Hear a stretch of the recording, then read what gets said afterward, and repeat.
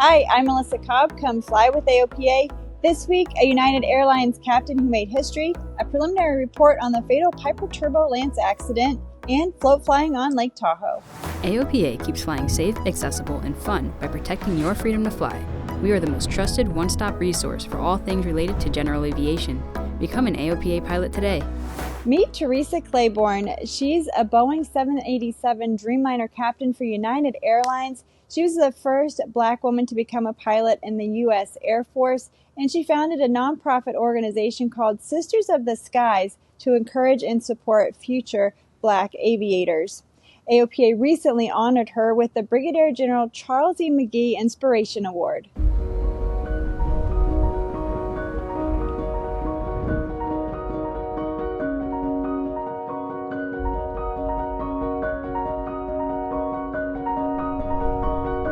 Piloting just happened. It was happenstance. I got a ride on a T-37, which is a military trainer, and that was when I went to ROTC.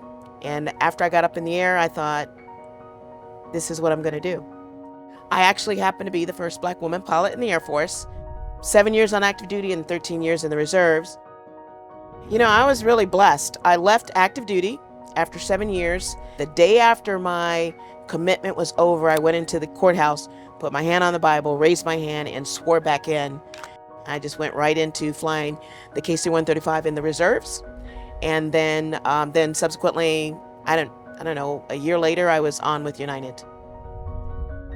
When I graduated from pilot training, I did not know that I was the first until about 2 weeks prior to graduation. And I'm very happy I didn't know, because I think that at the age of 22, I don't think I'd have been able to handle that pressure. That's a lot. I still, when I perform or when I go to work, I know that, you know, even when I'm walking through the terminal, the people stop and look like, where's she going? I'm going to work.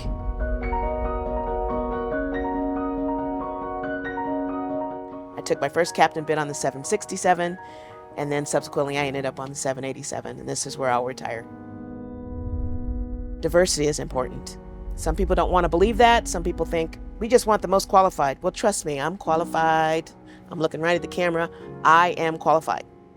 There's no way the United States government, there's no way United Airlines would put me in control of a multi-million-dollar airplane and tell me to go fly 350 people around the world. It's not going to happen unless I'm qualified. It's important.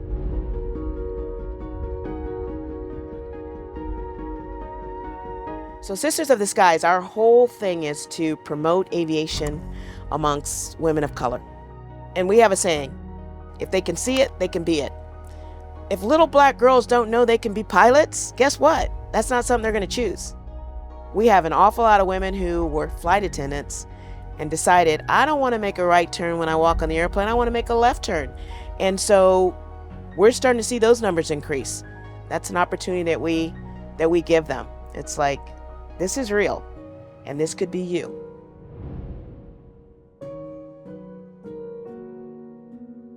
It's a phenomenal feeling. To even be associated with the Tuskegee Airmen is something special. General McGee was an amazing guy. I remember meeting him, and just, you know, without them, there would not have been me. It was hard for me. I won't lie. It was hard for me being the first Black woman. It was even harder for them. I didn't have people spitting at me. You know, yeah, they did kind of want to separate me and put me off to the side, but there were laws that prevented them from doing some of the evil things that were done to the Tuskegee Airmen. And so the sense of pride that I have for what they accomplished, in spite of everything that was being thrown at them, I don't know what else to say except for that I'm humbled. And so to get this award with his name on it, it's like really cool.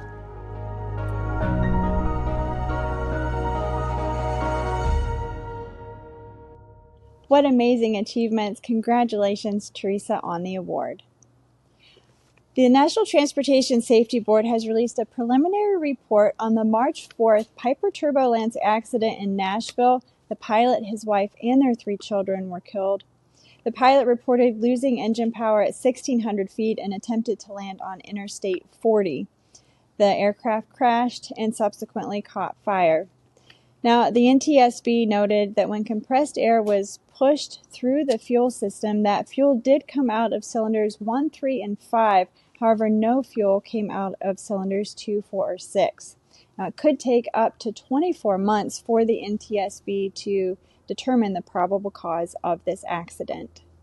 We are one step closer to the return of supersonic commercial airline travel. Boom Supersonic is the company that is building the world's fastest airliner called Overture. Well, they had a successful maiden flight of their XB-1 supersonic jet on March 22nd in Mojave, California. Now, the jet, which has a lot of similarities to the airliner, has digitally optimized aerodynamics and an advanced supersonic propulsion system. It passed all of its test objectives, and that includes reaching 7,120 feet and speeds up to 238 knots. If you plan to fly to one of the more than 450 U.S. airports that offer a prime viewing spot of the upcoming solar eclipse on April 8th, be mindful of an expected increase in traffic at those airports and others near the path of totality. You might experience delays during peak hours or even have trouble finding parking spots at airports, so be sure to call ahead for information for the airport that you plan to fly to.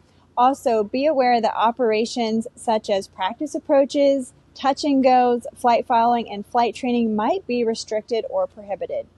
You can get more information about the Pipo Turbulence accident, the XB-1 flight, and the solar eclipse on AOPA's website. We'll drop links to all those articles in the description below.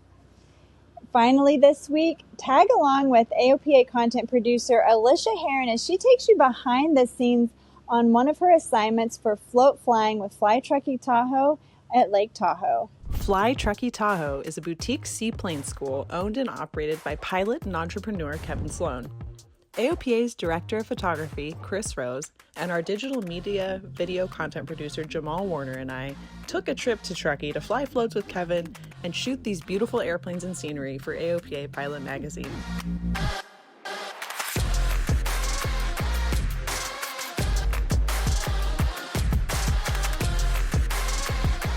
Go ahead and turn the key to start, and when it catches, come right off it. Okay, yeah.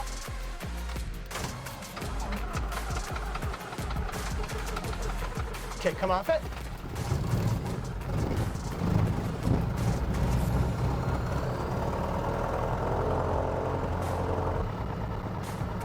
Gas on both flaps. Flaps one.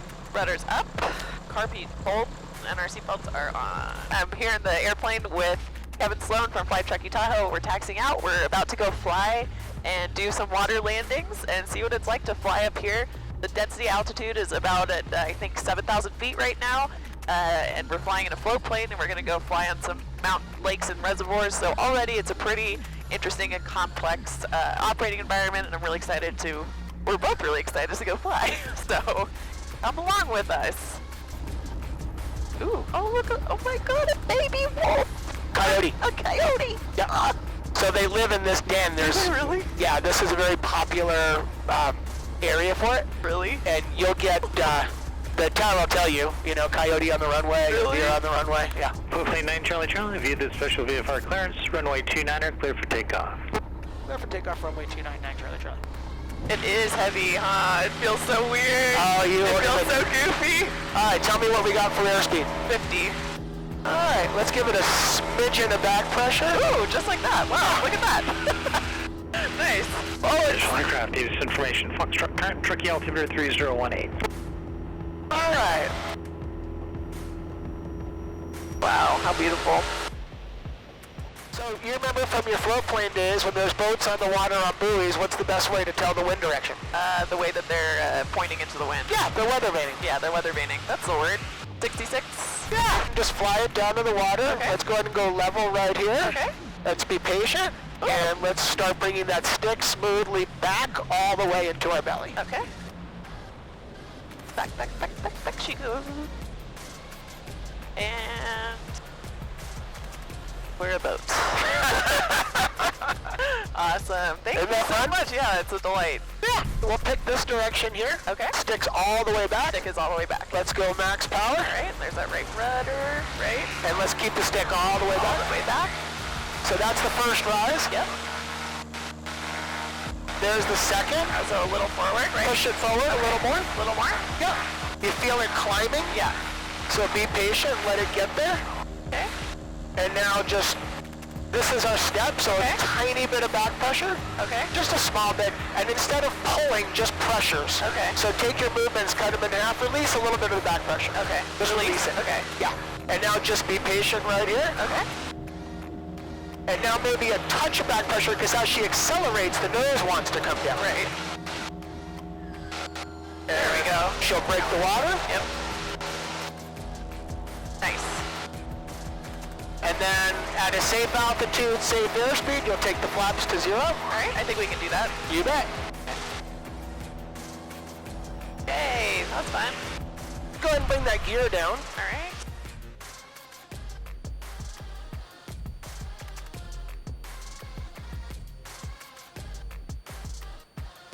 I can't tell, it's still transitioning. It takes a few seconds. Okay.